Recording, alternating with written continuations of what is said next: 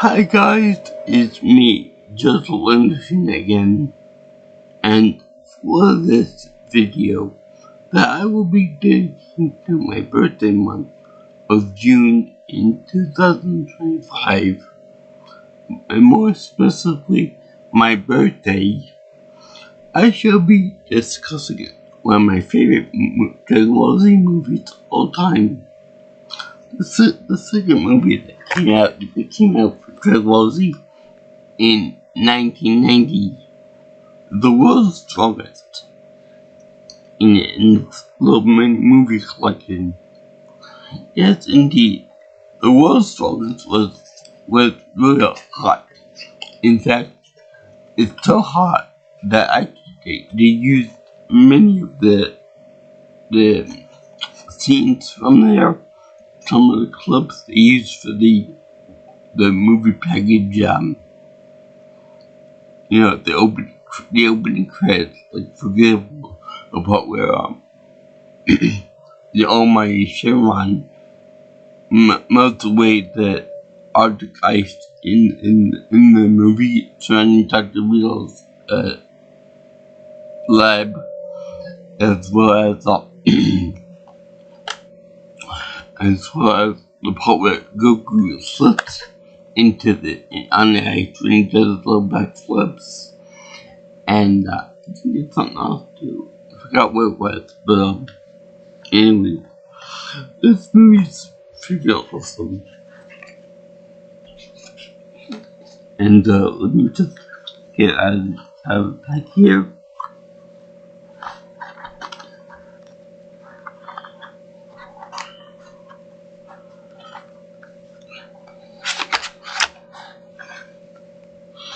There's also one of the little minions here, the yellow guy right here, which definitely has the same power set as, say, Majin Buu later on. Buu, this is like the preliminary run from Majin Buu, which I want to see that at the making of this movie in 1990, the Buu saga was already ran its course in the manga, maybe the anime. Okay, so I think that maybe this guy was almost like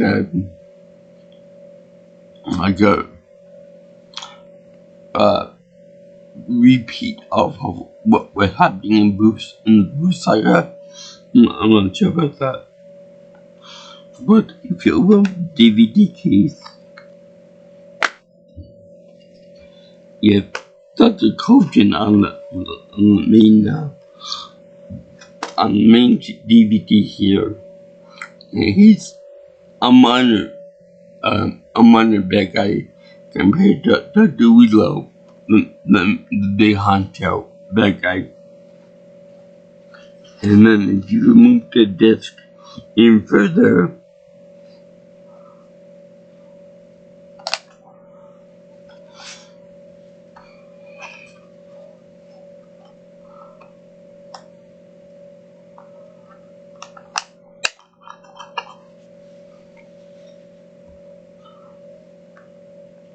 you get the face of the Almighty Shenron. It's a very nice touch to this artwork, I'll admit. Now, I think that this movie is the last movie canon, at least, for the Power Pole and the Flying Nimbus, I believe. And Goku actually used the Power Pole to actually help defeat Dr. Willow by tripping him up. Now, I know that the Dragon Ball Z movies have a different timeline to them than the actual TV show. Set in an alternate universe type thing. But it's funny that they make reference to the events from the actual show. For example, when Gohan is cornered and is about to be blasted by Nappa with his mouth wave, or what I think mouth wave, and Piccolo saves his butt and gets tried in the process. But in this movie, they have Piccolo being alive and very active in the fight. Piccolo being mind controlled again by the bad guy. Now, I don't know where that comes in, but my main question is, are all the movies like connected in their own alternate timeline, or are they like their own separate little pocket universe type thing? Like, I'm gonna say there are 13 movies in the main Z line of movies, so are they like in their own separate timeline, their own little pocket, 13 pocket universes, or they all connect like movie 1, movie 2, movie 3, movie 4, movie 5, 7, 8, 9, 10, 11, 12, 13. So that's a very interesting question. So, if you want to consider the yellow guy to be a prototype of Majin Buu, that could be acceptable as a bad guy. Even though he's not the main bad guy, but he's still got an interesting power set. Where the other one just like a very powerful combat skin, one of them just like a freeze breath or freeze powers. Much powerful of course. But the other guy is very stretchy and very bubblegum-like, even though he's a machine. I don't know how that works. Maybe nanotechnology. But the biggest problem I have with this movie, the biggest one I will, is the main bad guy, Dr. Willow. Dr. Willow, or Dr. Willow, which you prefer, whichever they pronounce right. And I think he's a very cool design character. He has influences from Frankenstein, of HAL 9000 from 2001: Space Odyssey. It's also a prototype for the Android Saga with Cell, with Dr. Gero in particular, and Android 18 and 17. And even Dr. Kochin is many of its robotic arm features are very similar to the robotic appendages of, say, Android 16, with the little Gatling arm man. But I find it very weird that the main plot of the movie is that Dr. Willow wants to transfer his brain into Goku, into the world's strongest. At first, they try for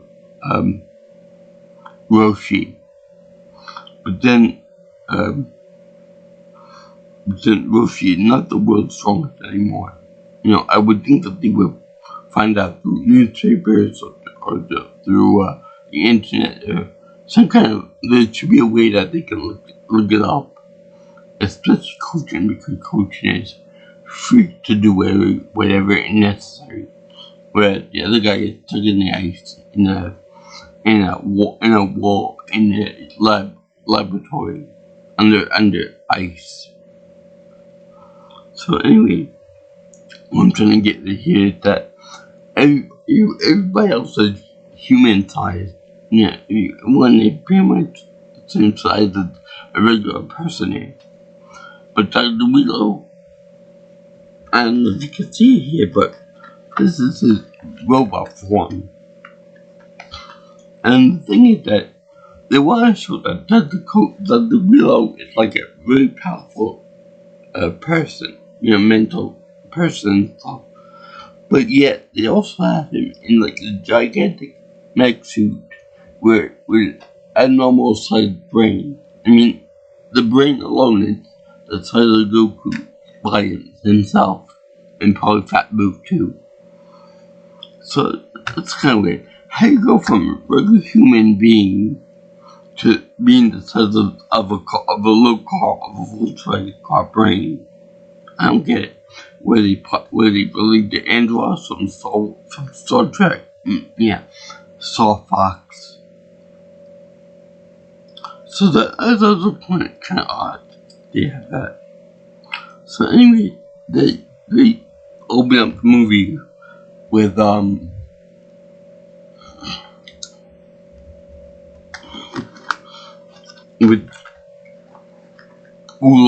and Oolong and I think Gohan looking for the Dragon Balls and using the radar and searching for the Dragon Balls. And they find a cluster of them in Antarctic. And what happens is that the coaching is gathering the balls up so that he can wish for the ice around his master, Dr. Beetle's laboratory, to be melted. And first of all, they never actually get the chant right. Like, even my wish now, where I remember that in the first episode of Dragon Ball, when Krillin makes the completed dragon come out, and he's like, he got this little genius style dance, and he got like this phrasing like come on out and hear my howl and make my wish come true, and that kind of thing, like a password type of thing. But no villain ever does that, except the Namekian Bulls have their own password, so that makes sense. But nobody in the movies actually does that type of thing so far. I don't know, and still to Lord Slug, but they might do that for that. So anyway, I feel that if the dragon is necessary to melt the ice and stuff, I feel that the dragon could say, just wait 20 more years and then global warming will take care of it for you. And you don't need me to do that for you. In particular, it's like, you're gonna need some major firepower to destroy the ice in this area without knowing anything about the Korean or Willow. So anyway, they show that and then show them destroying the ice and stuff around the area. There's no mention of how will that pressure ice will disrupt any type of ecosystems or the climate or whatever. But that's kind of funny. So anyway, they have Oolong over there reminiscing about what he would wish for, and he keeps reminiscing quite lovingly about how he kept getting the first wish on the Dragon Balls, and that'd be when Emperor Pilaf said, I want the world, and he changed it to, I want the world's most comfortable pair of panties. Now this might be discussing it wrong and perverted in some ways, but I like to think those panties were Bulma's panties for whatever reason. That's something that Oolong would wish for, and she merely slapped him in the head for that. So anyway, he keeps reminiscing about that with a little piece of jewel coming down his neck, his shirt, or his mouth, or whatever. So they finally can't make the wish, although Piccolo then gets captured by Dr. Willow and Kuchen using a very weird, almost like a tracking effect. And it's kind of weird because it's red, like a cartoon. And then we cut back to when Gohan and Oolong go back to their respective places. Oolong with Master Roshi, and then go out with his family. And they actually do take time to show them having fun as a family and stuff. And that Chi-Chi is so dead focused on getting kids into like colleges and universities and becoming a scholar that even the kids like, I want to be a scholar when I grow up. Yeah, a scholar of what? You can't just go wrong. I mean, it's called for general study. You have to be a one for a study for anything. Plus, I like his daydreams, in which this kid is obviously on some kind of either medication or some kind of psychedelic drug, because the thing they do that's weird and happy and too overly gay and stuff. Happy and stuff. That type of gay. So, also, that with this, with Gohan dialogue here, it's going back to the time when he used to call everyone Mr. This and Mr. That, which I find very weird. He's gonna come in Piccolo to make him his mentor / clothing expertise and stuff. So he tried to imitate Piccolo's clothing, and that's actually really precious, but really kind of lame in my opinion, because he used all the shoulder guards and the cape too, which no cape by the way. But besides that, it's kind of like imitating him so much that it is him, more or less. Kind of stupid, in my opinion. So when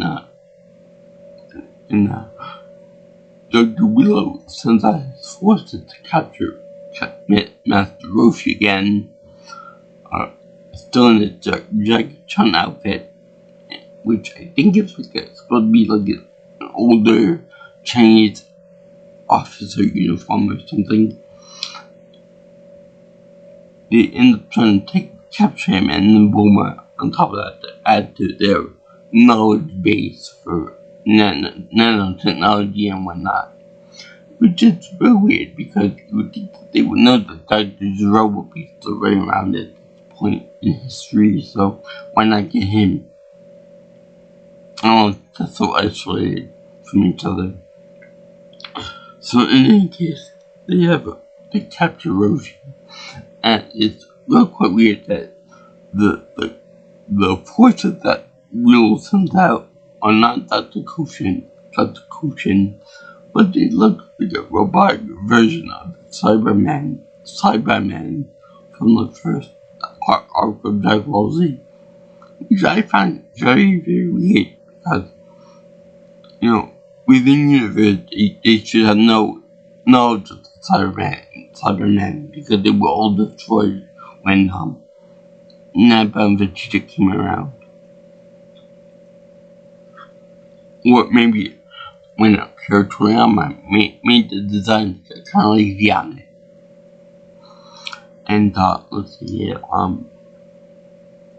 they fight with Roshi, they capture him, and they bring him to a place that the frozen wasteland of Antarctica.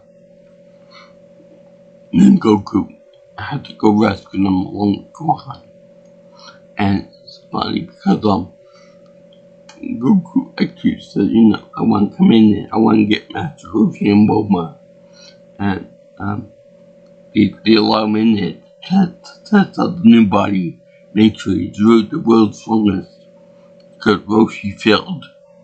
That was the case many years ago, but Bulma said that within the 50-year time span, Goku emerged as the most powerful, and Piccolo would be a close second.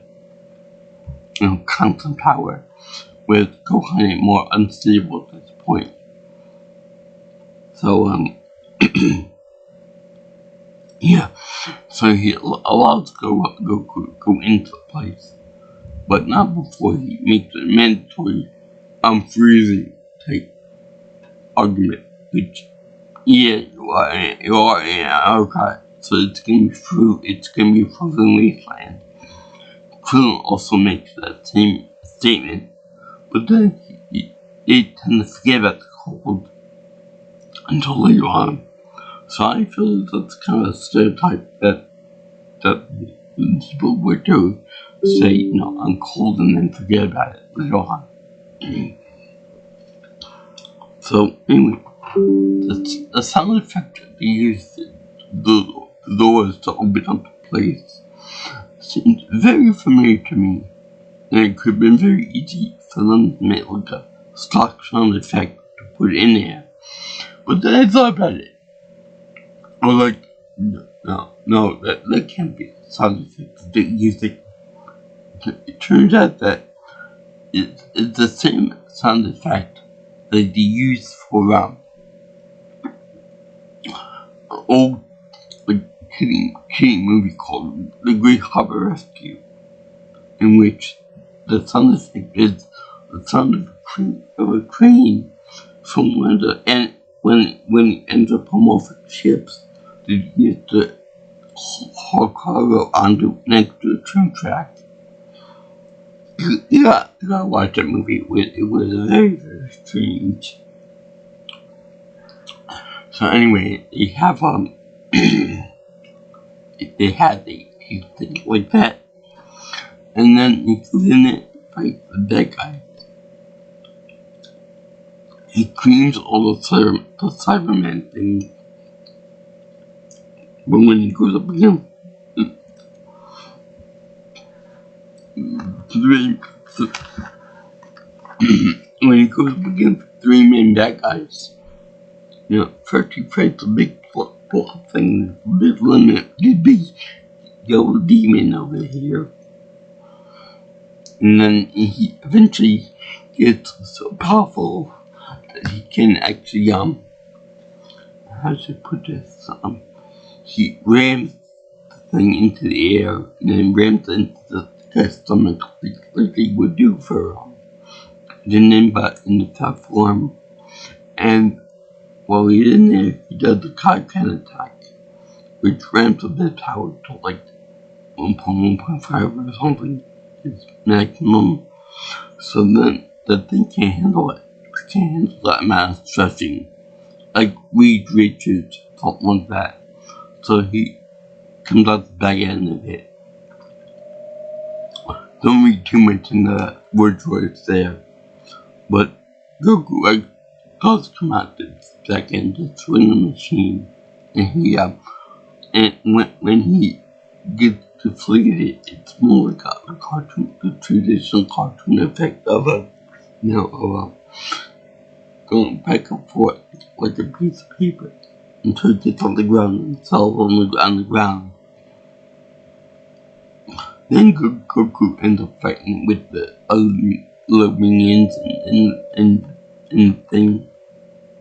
And he ends up defeating all of them. But then Piccolo gets involved. And then Krillin gets involved. And Krillin gets no love in it cartoon because when Krillin gets involved, everyone smacks everyone around, even though it's established at this point that they're pretty much indestructible. But then when Krillin gets involved, everyone can beat him except Krillin. Krillin gets smacked around, frozen, shot at by Kojin's Gatling gun arm. And to harken back to the Dragon Ball days when coming with free, you get a very gratuitous panty shot of Bulma trying to escape from her electro jail with Krillin's aid. Of course, he gets shocked and shot at, but then Kojin shoots the panel and destroys it, leaving Bulma to get free. Not before we get some nice action with Goku and Piccolo. Piccolo's got like a weird golden veins on his head, which is your mind control. And then he smacks Gohan around. And he's like, "What happened to you, Piccolo?" And then I should say, this is the way Piccolo was always before Gohan softened his heart to him. So then we get more fighting with Goku, Piccolo, and these robot creatures.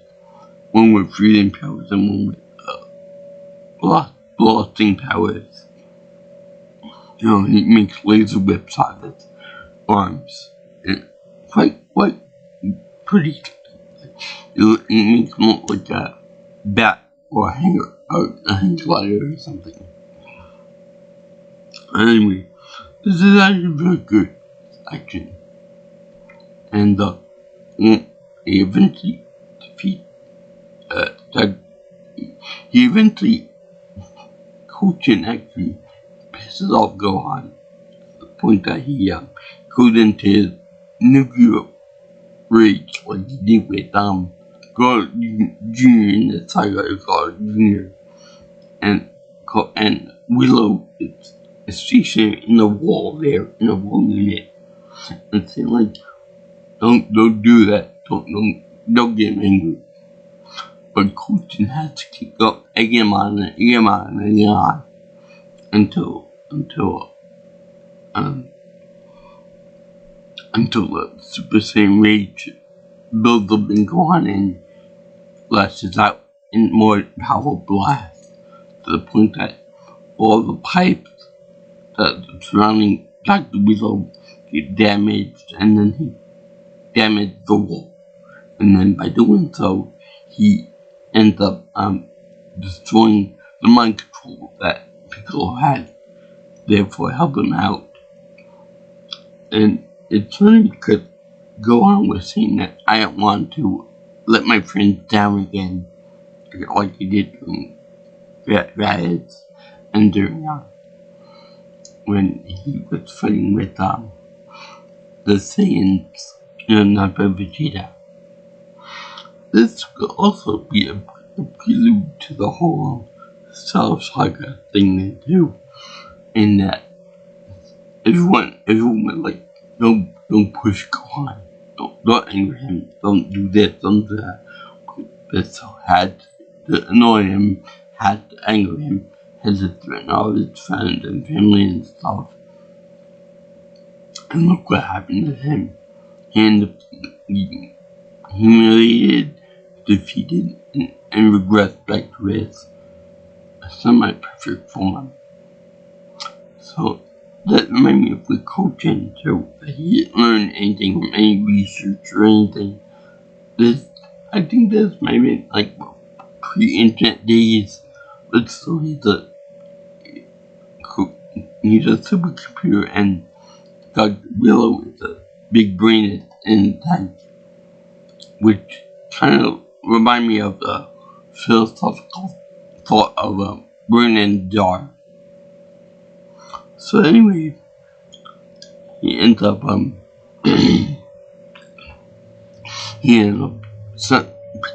free his mind free, and then Goku's free too, and Krillin too. And I like when Goku is frozen like this, and he just like can't, and then he melts the eggs around him and stuff, and he gets free. So then Goku like he busts free from his captivity, and it turned out to be a giant mega robot. So I don't get why they had to have him in the book of in the wall beforehand. Why he was in prison if he had a whole big giant robot shoot. Which is weird because when he took Roshi, he came up in like a submersible Dr. Goten, and it looked like Dr. Willow head a head case there without the body. So then you see him out getting free and stuff, and the feet on the thing were kind of like a cell in his semi-perfect or perfect or imperfect self form. Well, this could just be a setup for the Cell Saga, or Cell Games Saga, whatever, the Android Saga. So anyway, you have let's see here,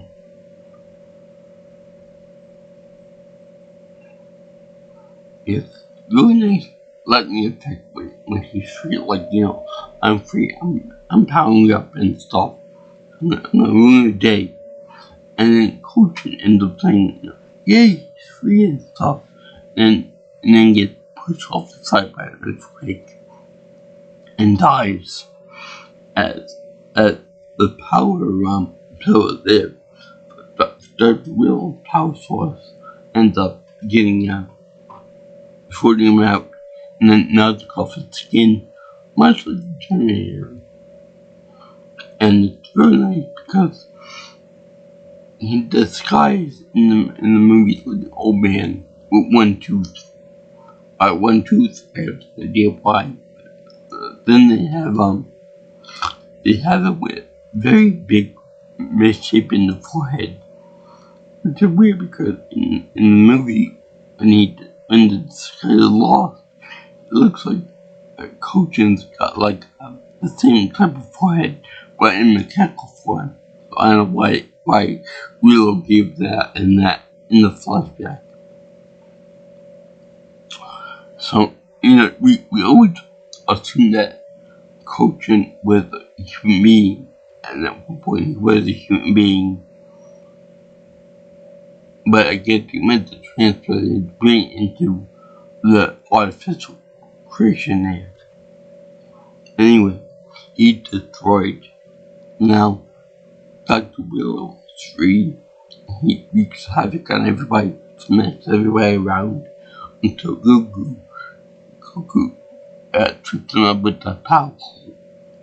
Which I don't think that we've ever seen that before. He trips somebody up with the power pole. You see everybody wheeling on Dr. Willow, not being able to make a scratch on him. And until his lots of like club claws get damaged when them. So then it's like it goes over there and then it's like I really like the Willow voice.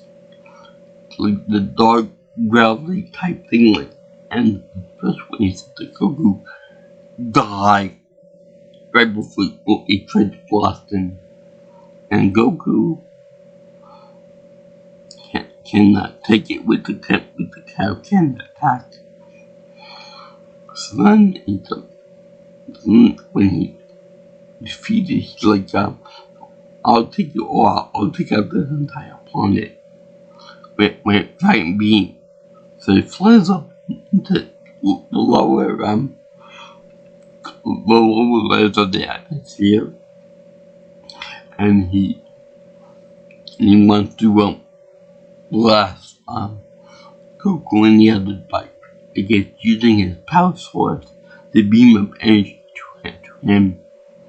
Kind of like a big weakness there.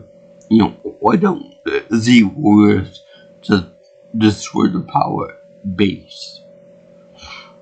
But then go on and Piccolo get really pissed off at Dr. Willow for using them, for manipulating them, rams his stomach region of the robot, and smashes part of glass on Willow's visor, if you will. So he provides good weakness to him after one of his claws is destroyed. So then Krillin ends up trying to fight him, and keep in mind that it's kind of a stitch up at this point where nobody can touch the bad guy until everyone gets really mad and upset with the bad guy. Then they can easily punch him and kick him and do damage to him. So they do that. And then they do, and he shoots a beam at one point in the fight. He shoots a beam at Goku, and which Goku like, I can take it. Can, and then it's like a mirror version of the fight between Goku and Vegeta with the Kamehameha times, with the Kamehameha and the Kaioken times 4. So that's what launches Willow up into space, up into the lower atmosphere, and then Gohan and Piccolo rammed it in mid-section and cracked it. And then they do that thing. And then like, I will destroy the entire world. And in the meantime, Goku tried to put a spirit bomb, which I like when they show all the waverly and the blueness of the power and stuff given it to Goku. And then Goku formed the ball, even though he is really pounded by one of the wheels, multiple laser blasts. Much like what happened with him during the fight with Vegeta on Earth. So then they show him launching the bomb at Willow, which is a little bit damaged at this point, but still. And I like the way they always portray his bubbling whenever he's getting angry and stuff at Goku. So then you see him on this humongous wide range red attack. Then you see this spirit bomb getting launched and then going very slowly through the clouds to get to him. And you see all the rays of red energy going up there, and it's slowly coming up to him. Even when they go into space, they do like a slow motion double take. Or when Gohan and Piccolo view this thing, when it makes contact with the main bad guy, because they're pure evil, he doesn't know how to fight it or whatever, they show him getting zapped like Vegeta did. But this time it kills him because it destroyed the cloth around him, and all the glass go into his soft tissue brain. And then you see all the pieces of him crashing down to Earth. I hope nobody is being hit by that. You know, you could be having a good day 2 weeks from retirement, then be right in the head by a piece of his tail or his leg or something. Or glass. So, anyway, wouldn't it be real funny if in the future, in the story, they have like a giant brain with glass in it, all bloody and bruised, in orbit around the Earth? That would be real funny. He will become Andros at that point. So I like the whole meme struggle between Goku and like the Willow. I like the whole thing about the beam struggle between artificial creation versus all the natural energy of the Earth. You know, that's a good motif of the Earth. Will always win because it's natural and, you know, fighting for good and stuff. But Dr. Willow did want to incorporate his own huge brain into Goku's human-like body. That still kind of bothers me. I like the fact that they put a lot of resources, to make the Willow, like, you could make the argument that when Dr. Willow was in the wall, in the fourth wall, he resembled when Guardians from Halo 5 Guardians do. This influence of Helen and Thousand in there is influence from the influence. Blue is influence for Starfire. There's influence from let me see here. I think Alien also with giant mech suit. There's it could also be seen as like a prototype for Haruka later on in the series, in the movie series. So it's been pulled from a lot of stuff. Even the old man being used as the type of coaching. Yeah, what else there? The choreography was good. Everything was good. Even the storyline was good, except for the part about the brain portion. You would think that if he tried to put the whole brain tissue into Kagura or Goku, that he would eventually, his own brain would blow up. Also, this whole thing about making Goku into the host could also be a serve for the idea behind Goku Black in the later on in the series history too. So yeah, this was back when they could do solo backflips and all that kind of power stuff, and real sort of strength that could theoretically be done by a human being. Not so much the alien flying around and transforming and that kind of thing, but real kind of martial arts and stuff. And yeah, but Rufy does hold it down against 3 minions of the Deca. But not for when they double up on him and triple up on him. Which is really sad. Even he said, whatever happened to respecting elders? And we have an age for Dr. Willow just being a brain in a vat or in a giant robot. Which, by the way, I want to bring out the point that would never happen, because for a brain to survive, you need to have nutrients, oxygen, blood, and everything else to circulate through the body and stuff for it to survive. Besides all the sensory information that would be slowly missing from that apparatus. And let's see, I'm surprised they didn't take Piccolo as the world's strongest, because he was very powerful, and he was able to get caught up in a little tractor beam, and which is a very good thing. Dr. Wills, he kind of roars whenever he said certain things, where the gravelly voice.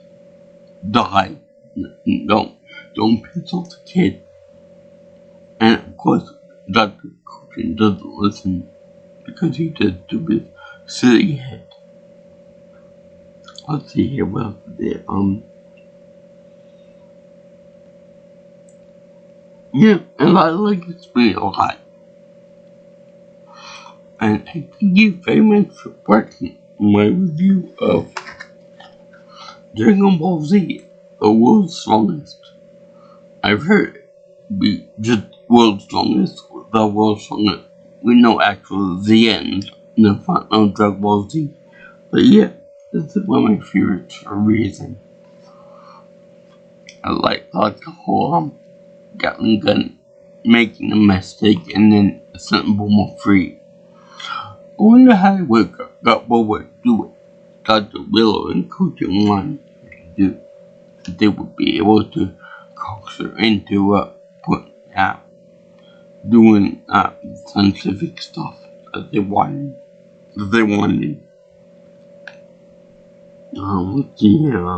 I also go back to the original show and Dragon Ball Z and Dragon Ball in the flashbacks.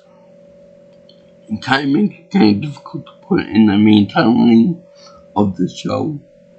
So, but anyway, I did this for my birthday month in June 2025.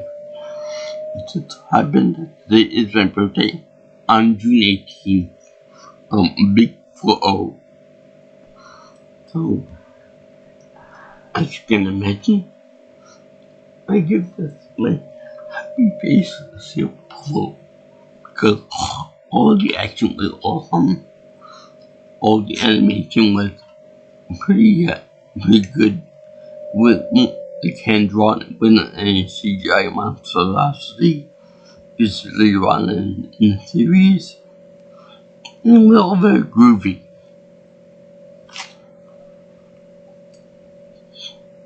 If you like what you see here, you want to see more of my videos, like, comment, share, and subscribe to my channel. Also, give me any suggestions of what you want to see next in the movie lineup for Dragon Ball Z or Dragon Ball. Anyway,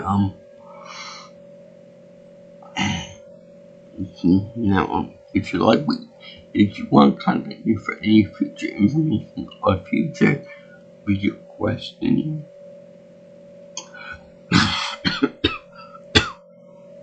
you can always call me or text me at 631-707-3707.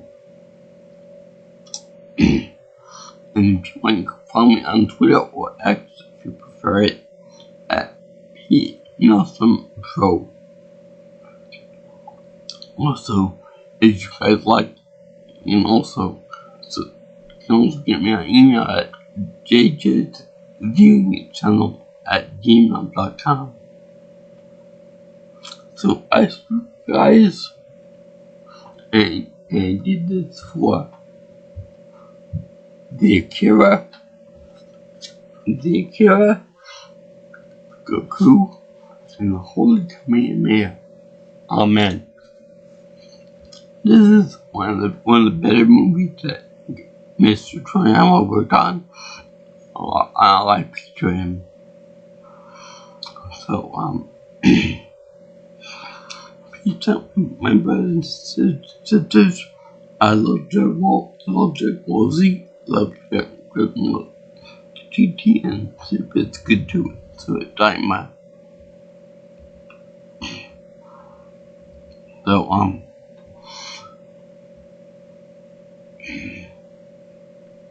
sayonara, aloha to all you girls and guys in Infinite Land.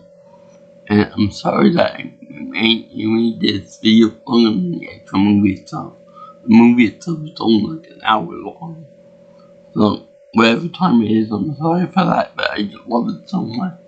And there's just so many references to this movie.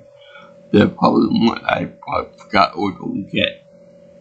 So, see you next time for you girls and guys in Internet Land. I'll see you in the next video. Ciao, ciao.